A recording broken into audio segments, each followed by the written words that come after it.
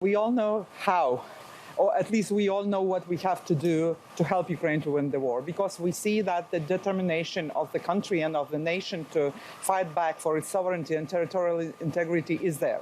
It was there despite of the doubts and problems we were having on our part with provision of particular weapons or further support, with debates in Congress about the support package for Ukraine that finally was adopted. So we know this is there. So what we need to do, we need to provide Ukraine with all the help that we can, and on the other side we need to reduce the capacities of Russia to continue the war with sanctions, with restrictions to gain money from the democratic world to finance this brutal war in Ukraine. You talk about how you need to give the assistance that Ukraine needs. Quantify that for us. Who should it come from? Are you talking about what the U.S. can possibly do? Well, the level of support so far, the military support, differentiates very much across the countries. For example, for Lithuania, this is a number that ranks 1% of GDP, I think. But you can imagine that we are a small country, so even 1% of GDP for us is not a huge number in terms of actual nominal value of the support.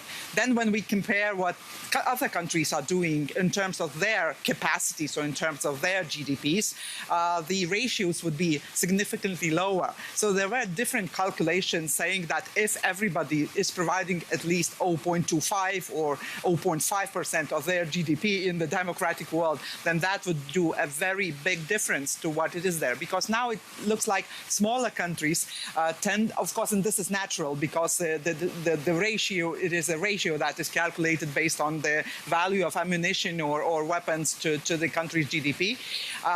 In terms of the volumes, of course, US and Germany are providing big amounts of the support, but I think each and every country can do more. Sincerely, just look at what is doable and do more. Lithuania is mauling, training troops on the ground. What's the thinking behind that? Is it something that Ukraine has asked for?